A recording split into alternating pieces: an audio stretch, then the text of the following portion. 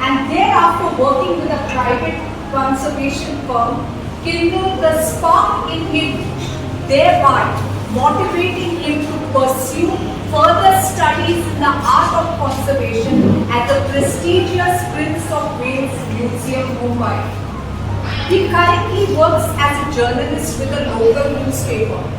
Through his writings and talks, as well as his Facebook and Instagram page talking about Goan, he showcases Goa's art, culture and heritage. Rather, he can be considered as a brand ambassador for Goa, caring, conserving and nurturing Goa's antiques for posterity, especially Goa's pristine art, has been his life's mission from 2012 onwards. So much so that I read that he has transformed his own home into a private museum of awe and delight. Sure, you will have open invitations to go there. Anytime. This heritage enthusiast also strives to promote sustainable religious culture through his Greek Gods initiative. This multifaceted personality has also published research articles, and it's not easy to do this because we know how difficult it is, in international journals, and unwinds from life's hectic schedule in the natural beauty of his garden, exercising his green fingers and cycling. So we are all ears to you, Mr. Anurag, who will now delve into the stories of Goa's Christian art and his journey in preserving this art. You don't have to go to museums to see things. Only thing is we have to look at them in a different angle as the objects we have around us. Many of us might be staying in ancestral houses, right? But we think that these houses are old and we would want to kind of upgrade them. And the main fault lies in the parents many a times, unfortunately. When parents tell their young children, Baba, Worlo zao ani boren gorman. When they say Boro zao, Worlo zao ani boren gorman, when they are currently staying in an ancestral house, puts it in the heads of the young children that the house that they are currently staying in is not fit living in. So then what can you expect the youngsters to do when they grow up and preserve their heritage? So this is what begins at a very young age, and I'm grateful to my parents who have always told me take care of what you have from your grandparents, not for the materialistic value that they hold, but for the sentimental value that they hold. Okay, so never look at an antique for how much it will fetch you. Then it gets lost. When you attach sentimental values to it, that is the time when you think of preserving it, treasure, and it is in our hands to take it to the future generations and not considering it as outdated as many of from our age tend to consider it to be. Okay, so this is my presentation on Goa's sacred art and the story of Christian art in Goa. So if you have any questions in between, you can just raise your hand, or maybe if you would like to keep them at the end of the session, you can ask me at that point of time. So but before I begin with any of my sessions, I generally start with a hymn. Now a hymn is not something that is sung regularly. My session, as you know, again is on Christian art, and Christian art is not only something that you can touch, right? That is the tangible heritage, right? So we have something called as intangible heritage, which is art, which cannot be touched. Okay, so the rich Latin music that we have in churches, which is sadly dying a slow death today.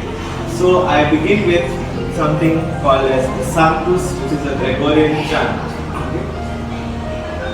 Sanctus, Sanctus, Sanctus Dominus Deus Sabaoth, Velis in celi et terra, gloria tua, Hosanna in excelsis, benedictus qui venit in nomine Domini. Hosanna in excelsis. Is it Indian? Yes, it is Indian. So this is one example of Indianization that I can show you. And is he also representing Vasudev crossing river Yamuna? Yes.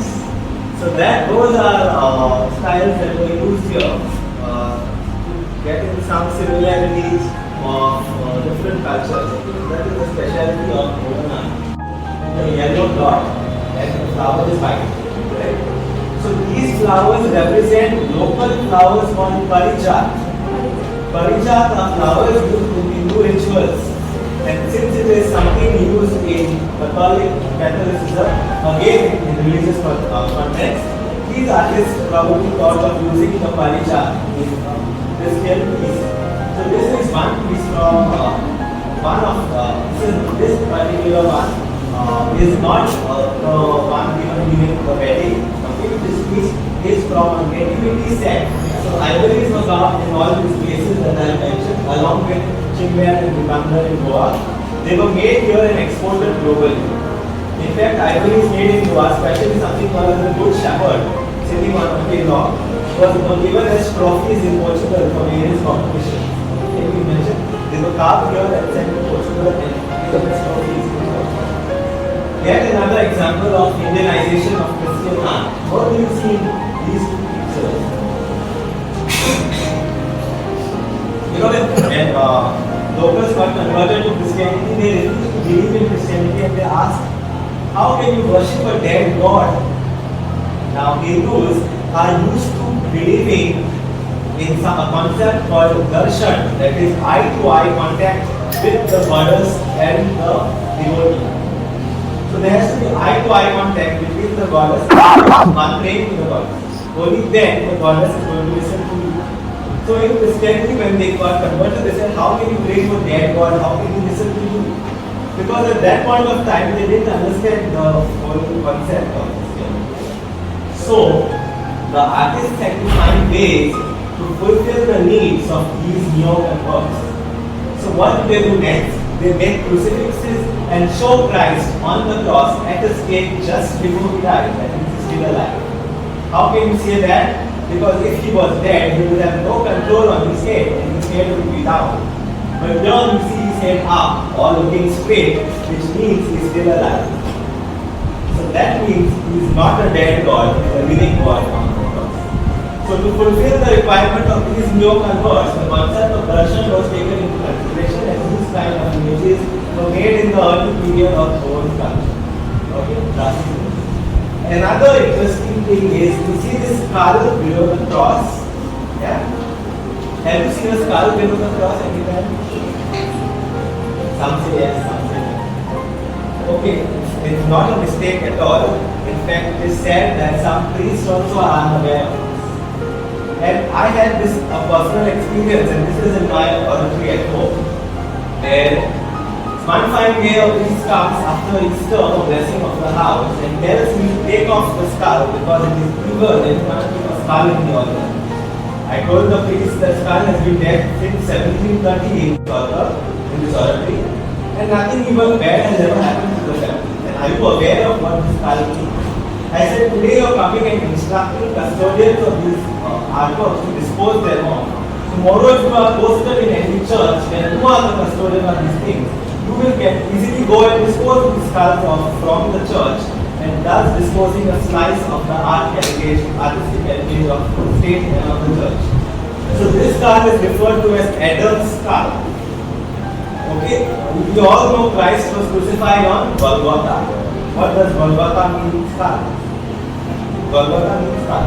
And according to legends, at 3 o'clock when Christ was crucified, there was an earthquake and the grounds opened and they saw a skull. And according to oral traditions, it is believed that that skull is the skull of Adam. Okay. Now we all know Adam ate from the tree of death and committed sin. The Adam's apple, he ate that apple and committed sin, and that tree is called as the tree of death, which brought about death. Right? And the cross is considered as the tree of life. And hence the cross is shown crushing the skull of Adam, that is the tree of death, below the cross, hence showing the tree of life victorious over sin. So this is the meaning of this skull, which was often seen in crucifixes created pre-Vatican Council II. Today, unfortunately, it is not seen in most of the artworks created, and the church is also not very keen in aesthetics of the church. Now, if you look at artworks created in the 20th century, and if you look at artworks created in the 18th century, which ones are you looking at? Obviously, it is the 18th century works. The existence of Christian settlements on the banks of river Aganashi. So that is clear evidence that Christianity existed at the time pre-Portuguese, even before the arrival of the Europeans in Goa. So that is one thing that everyone needs to think note of. Now coming to this. Now, mythologically it has been believed that the creator of Goa, the land of Goa, is Lord Parshuram. Right? Now this concept has been debated by several enthusiasts like Uday Bemre, who is a lawyer from Goa and also an ex-politician. So according to him, he says that we know who are the first settlers of Goa. Who are they? The yes, and they are referred to as Adivasis, right? Adivasis. And what is the meaning of Adivasi? Adi meaning first and Vasi meaning settlers. So this term itself means first settlers. So if the Adivasis were first settlers, and Lord Parshuram is said to have come with the Aryans that came in much later, and if Lord Parshuram is credited to have been the creator of Goa, that should have been another Goa with the Brahmins or the Aryans, and another Goa with the Adivasis. Okay, which is not the case. There are no two Goas that exist today. There is only one. Also, the mention of Parshuram is seen in the Ramayana, in the Mahabharata, and later when he came with the Aryans.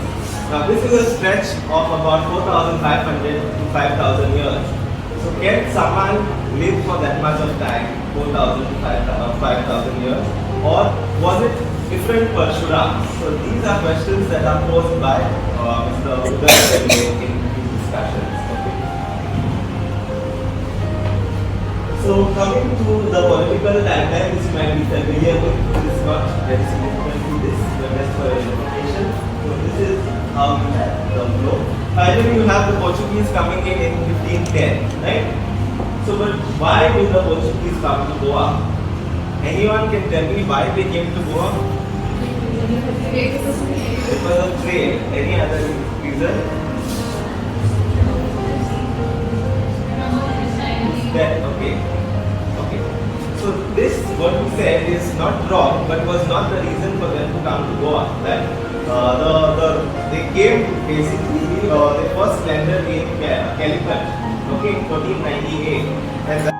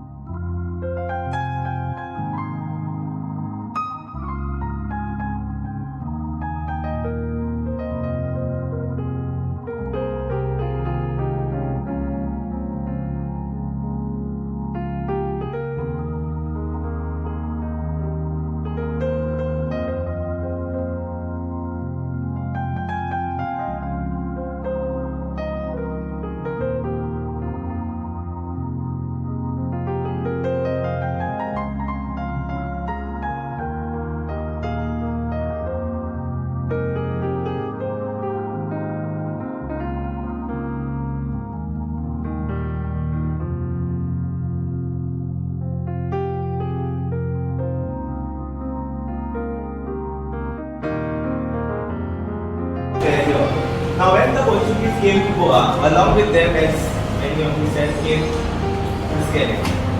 Now, Christianity, I said, was already here in Goa. That is, St. Thomas Christians were here, or Syrian Christians were here. So, what Christianity did the Portuguese bring? They brought the Latin form of Christianity, which I mentioned here. So, the Portuguese came with the Latin Christianity to Goa, and when they came, they required spaces of worship, that is, chapels and churches, which were non-existing in Goa. So, what do they do next is, and the locals had never seen what a church and a chapel was. So initially when the Portuguese come here, they have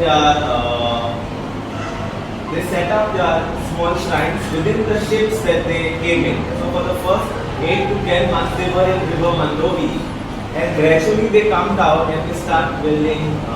Okay, why have I shown this portrait here? So he is Mughal Emperor Akbar. Now what does Emperor Akbar have to do with Goa? So there is an interesting story with associated with him. So Akbar ruled.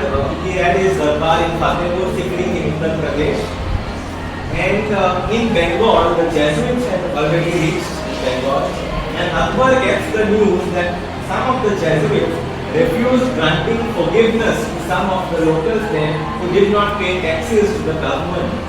And Akbar was quite fascinated with this, and he invited these two Jesuits to visit him at his court. And he said he wants to learn more about Christianity.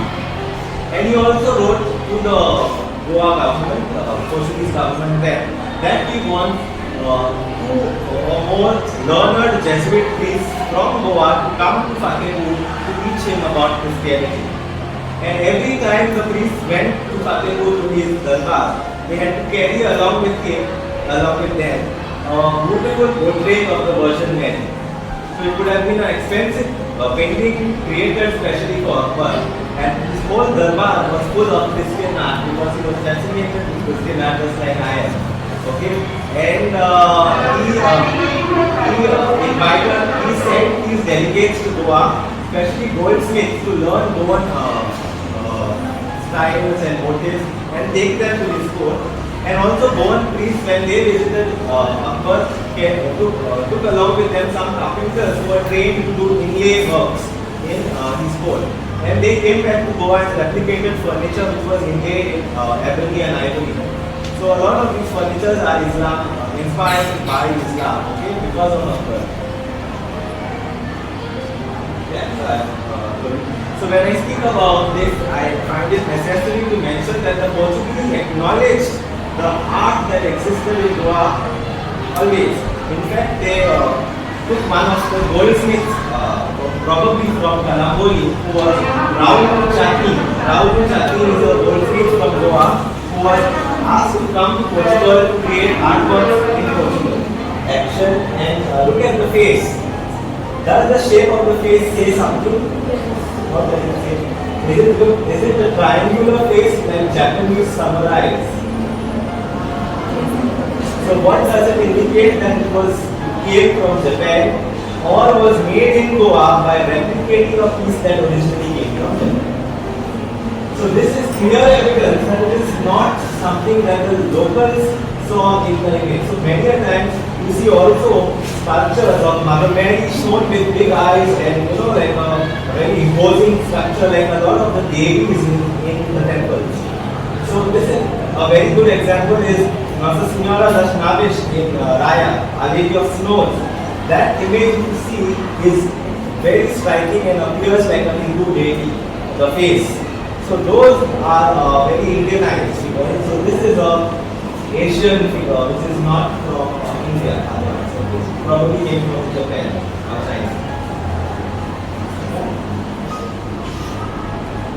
So initially when the Portuguese came to Goa, along with them came a very few artists. But as they progressed towards the 17th century, the number of Catholics, Roman Catholics started increasing. So you obviously needed more artworks for them to fill their altares and their chapels. So these few European artists could not cope up with the increase in demand for Christian art. So the Portuguese had no option but to give this task of making these structures to local artists. Now whether it was by will or the circumstances made them do that, we do not know. Okay? But these local artists had never seen Christian art. So what they do is they refer to examples made previously by the Europeans and replicate. And when they do that, they add their own mirch masala to what is being done. So some interesting examples I will share is, if you look at the hair of many of the statues of the infant Jesus, they are shown like snails, curls. Now these snails were inspired by the head of Gautama Buddha that was covered by snails when he meditated. So looking at the images of Gautama Buddha that already existed in Goa, these artists made images of baby Jesus with snail-like hair. Also, if you look at the main door of the Holy Spirit Church in Margao, you will see the Rudraksh Mani, that is the red beads that the Hindus use, carved on the door. Now this Rudraksh Mani is also an interesting feature of the Margao Church. In fact, Margao Church, the Holy Spirit Church, is one of the 5 churches built in Goa following the same style of architecture called as the Indian Baroque. There are a lot of Indianness can be seen in the church. Which are the 5 churches just for general knowledge? The Holy Spirit in Margao, the San Francisco de Assisi in Old Goa, the Nuestra Señora de Piedad in Dipal, then you have San Cristobal and Santa Ana in Talau. These are the 5 churches together referred to as the Baroque vintage of Goa. Okay, so they are all built in the same style. So as they move towards the 17th century, I told you this, they needed local artists to make artworks for them. But also there was a tough competition between the local artists and the European artists as to who sold better. And maybe probably the locals won this competition, I would say. Probably for 2 reasons. One reason is that locals would definitely patronize their fellow brothers and would buy from them. And secondly, it could have been possible that locals went door to door houses selling their artifacts, while the Europeans were not used to doing that. Okay. Also, the interesting thing is then it is said that at one point of time there were bans that were put by the Portuguese government on any non-Christians who made Christian sculpture. Did you get it? So bans were that non-Christians could not carve Christian sculpture. Now, why was this? Now, altar is a place where you celebrate Mass. It can be in a church, it can be in a chapel, or in a house if you have a private chapel at home.